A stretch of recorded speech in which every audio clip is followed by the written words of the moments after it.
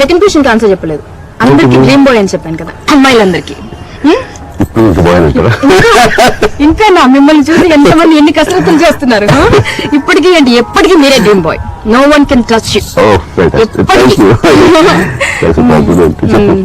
So వాళ్ళందరికీ అలా ముద్ర వేశారు కదా. దీనిపైన సురేఖ గారి రియాక్షన్ ఏమైనా ఉంటుందండి? చాలా గొప్పగా తీసుకుంటుంది. ఎవరికి దక్కది నాకే దక్కింది. మరి ఎగ్జిబిట్ చేసే మనస్తత్వం మనిషి కాదు తను.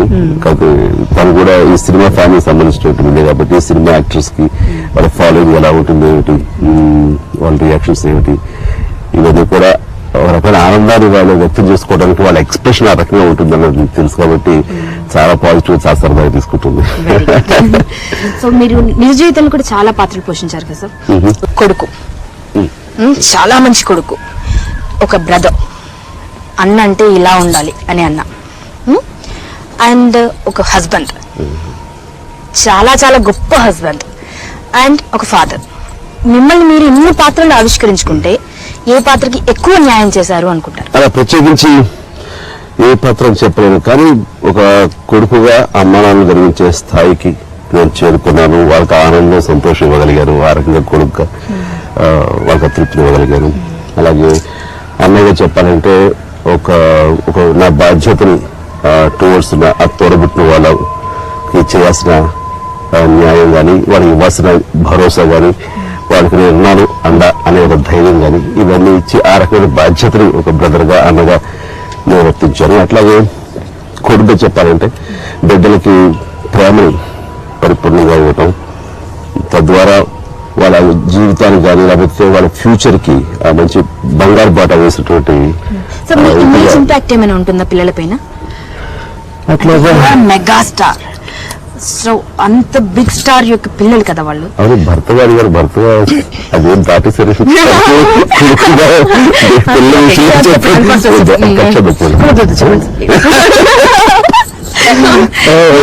కూడా అడగాలనుకుంటాను, ఎన్ని నోములు దోచుకున్నారు? భర్తగా తనకి జీవిత భాగస్వామి నా ధర్మం నెరవేర్చడం అనేది లైక్ గొప్ప ఇదే కదా అందరూ.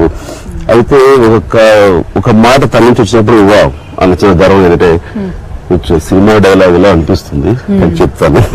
మళ్ళీ వచ్చి జన్మ ఉంటుంటే కనుక మీలాంటి వాళ్ళకి భర్త ఉండాలని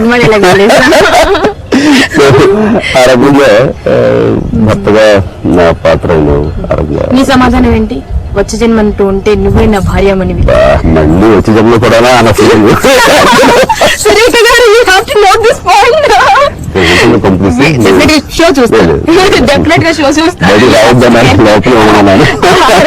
బిజీగా పెట్టండి, ఏదైనా సర్ప్రైజ్ గిఫ్ట్ ఇచ్చి. మంచి ఫ్యూచర్ కి కావాల్సినటువంటి బాట ఏర్పరచడానికి అన్ని రకాల వసతులు కల్పించారు. అలాగే పరిపూర్ణ ప్రేమ కూడా వాళ్ళు చూపించారు. నేను విన్నాను సార్, మీరు అసలు ఇంటికి వచ్చారంటే మీ అన్నయ్య పిల్లలు, తమ్ముడి పిల్లలు, అందరూ అంకుల్ వాళ్ళ పిల్లలు అందరూ ఆ గ్యాంగ్ కి లీడర్ అంటే కదండి. అసలు వీరంటే చాలా భయం. అంటే అట్ ద సేమ్ టైం మీ భుజాల మీద ఎక్కి షోల్డర్స్ మీద సండే ఎస్పెషల్ సండే అందరూ కలుస్తుంటారు. సండే చూస్తే కనుక అసలు చుట్టూ పిల్లలు వేసుకుని చాలా ఆనందంగా ఉంటుంది. అండ్ ఇక్కడ స్విమ్మింగ్ పూల్ అది ఉంది. సో అందరితో కలిసి స్విమ్మింగ్ చేస్తారు. ఎంత పెద్ద స్విమ్మింగ్ పూల్ అయినా సార్ ఇప్పటికీ కూడా బాయ్ లాగే ఉన్నారు. సో ఆ రకంగా పిల్లలందరూ కూడా రావడం, వాళ్ళతో స్పెండ్ చేయడం, ఎందుకంటే పిల్లలతో గడిపే క్షణాలు చాలా వాళ్ళ ప్యూర్ వైబ్రేషన్స్ నేను ఎంతో హాయిగా ఉంచుతాయి. సో ఎలాంటి కల్బిషన్ వాళ్ళ ఫీలింగ్స్, ఆ ఫీడ్బ్యాక్ అంతా మనల్ని మన శ్రమని మన పోగొట్టు చేస్తాయి. హాయిగా ఉంటుంది. I enjoy being with kids. సరే, మీరు మెగాస్టార్ ది బెస్ట్ అందరికీ తెలుసు. మెగాస్టార్ యొక్క క్వాలిటీస్, మెగాస్టార్ గురించి అసలు తెలిసిన పుస్తకం మీరు, మీ గురించి అసలు ఇవన్నీ కూడా ఊరికి అడిగినాయి కానీ అసలు మీ గురించి తెలియదంటే ఎవరికి లేదు. బట్ ఒక పేజీ చదవలేదు. రాక్షసుడు, ఖ్యాతకుడు, యమకింకరుడు అయిన సందర్భం ఏదైనా ఉందా? ఎప్పుడు సూపర్ స్టార్, సూపర్ హీరో, ఎప్పుడు ఇదే కదా? ఎప్పుడైనా మీకు కోపం రావడం కానీ లేకపోతే ఓ మై గాడ్ కోపం అంటూ ప్రత్యేకించి అలా ఎప్పుడు రాదు. బట్ ఎప్పుడు నాకు ప్రొఫెషనల్ గా వస్తుంది కోపం.